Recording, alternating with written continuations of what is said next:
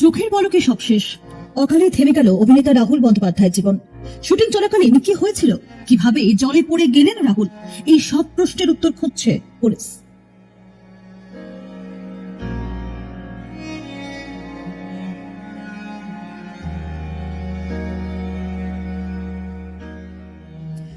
রবিবাসরীয় সন্ধ্যেই আচমকাই এলো দুঃসংবাদ। চলে গেলেন অভিনেতা রাহুল অরুণোদয় বন্দ্যোপাধ্যায়। দীঘার অদূরে তালসারীতে শুটিং করতে গিয়ে সমুদ্রে তলিয়ে যান রাহুল। হাজার চেষ্টা সত্ত্বেও বাঁচানো যায়নি তাকে।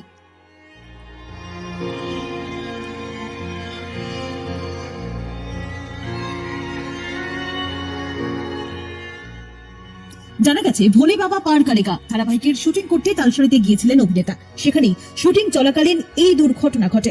চোখের সামনেই সমুদ্রে তলিয়ে যান রাহুল। টেকনিশিয়ানরা তাকে উদ্ধার করে দীঘা হাসপাতালে নিয়ে যান, কিন্তু ততক্ষণে সব শেষ। কিভাবে ঘটল দুর্ঘটনা, কিভাবে জলে পড়ে গেলেন রাহুল, এই নিয়ে একাধিক তথ্য উঠে এসেছে সামনে। ধারাবাহিকে রাহুলের জেঠুর চরিত্রে অভিনয় করেছেন ভাস্কর বন্দ্যোপাধ্যায়। তিনি জানিয়েছেন, ধারাবাহিকের সকলেই তালসারীতে শুটিং করতে গিয়েছিলেন।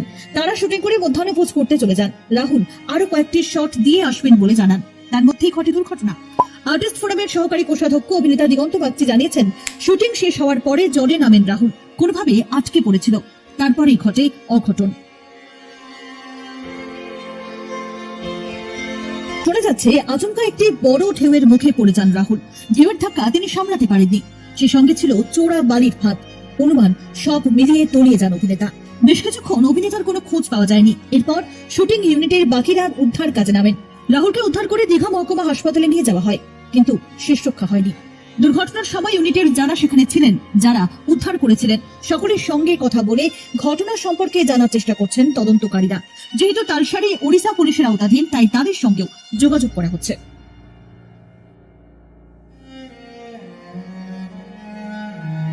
2000 সালে চাকা ছবিতে অভিনয় দিয়ে কেরিয়ার শুরু হলেও রাহুলকে জনপ্রিয়তার শীর্ষে পৌঁছে দিয়েছিল চিরদিনই তুমি যে আমার। 2008 সালে আবার আসবো ফিরে ও জ্যাকপট ছবিতে অভিনয়। জুলফিকার বিদায় ব্যোমকেশ গোত্র ছবিতে অভিনয় করে তিনি প্রশংসা পেয়েছেন। কিছুদিন আগে ঠাকুমার ঝুলি ওয়েব সিরিজে দেখা গিয়েছে অভিনেতাকে। বর্তমানে ভোলে বাবা পার কারেগা ধারাবাহিকে অভিনয় করছিলেন। ইদানিং তার পডকাস্ট চ্যানেল সহজ কথা বেশ জনপ্রিয়তা পেয়েছিল দর্শক মহলে। শুধু অভিনেতা হিসেবেই নয়, রাজনীতি থেকে শুরু করে সামাজিক যে কোনো বিষয়ে নিজস্ব মতামত প্রকাশ করতেন রাহুল অরুণোদয় বন্দ্যোপাধ্যায়। পড়াশোনার পাশাপাশি বিভিন্ন বিষয় নিয়ে পত্রপত্রিকায় লেখালেখিও করতেন নিয়মিত। আজ সবকিছুই যেন শ্রুতি। এই দুঃসংবাদ পেয়ে বিজয়গড়ের বাড়িতে শাশুড়ি মায়ের কাছে ছুটে যান প্রাক্তন স্ত্রী প্রিয়াঙ্কা সরকার। অভিনেতার চলে যাওয়া এলোমেলো করে দিয়েছে তার জীবনকেও। অভিনয়ের সূত্রে একে অপরের কাছাকাছি আসেন রাহুল প্রিয়াঙ্কা। এরপর পরিচয় গড়ায় বন্ধুত্বে, আর সেই বন্ধুত্বই পরিণত হয় প্রেমে।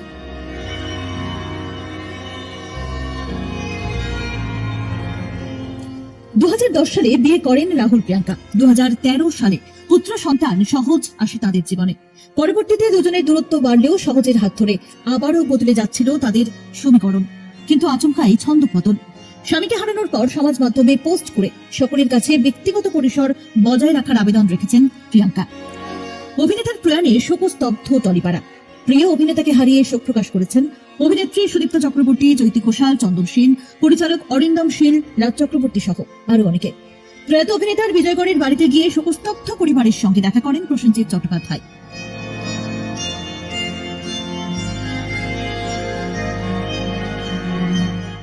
মুখ্যমন্ত্রী মমতা বন্দ্যোপাধ্যায় শোক বার্তায় অভিনেতার পরিবার, পরিজন এবং অনুরাগীদের আন্তরিক সমবেদনা জানিয়েছেন। শোক প্রকাশ করেছেন বিজেপির রাজ্য সভাপতি সৌভিক ভট্টাচার্য।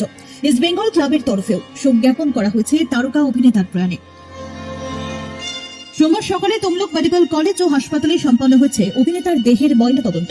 হাসপাতাল সূত্রে জানা যাচ্ছে, অভিনেতার ফুসফুস নোনা জলে ভরে গিয়েছিল, ঢুকে গিয়েছিল বালি, ফলে দমবন্ধ হয়ে যায়, থেমে যায় হৃদস্পন্দন। সোশ্যাল মিডিয়া খুললেই এই ঘটনা ঘিরে এক গুচ্ছ প্রশ্ন নজরে আসছে। শুটিং চলাকালীন নিরাপত্তা ব্যবস্থা না থাকা নিয়ে প্রশ্ন তুলেছেন টলিপাড়ার একাধিক কলাকুশলী। উঠেছে সঠিক তদন্তের দাবিও। আপাতত যার উত্তরের অপেক্ষায় পরিবার সহ অনুরাগীরা।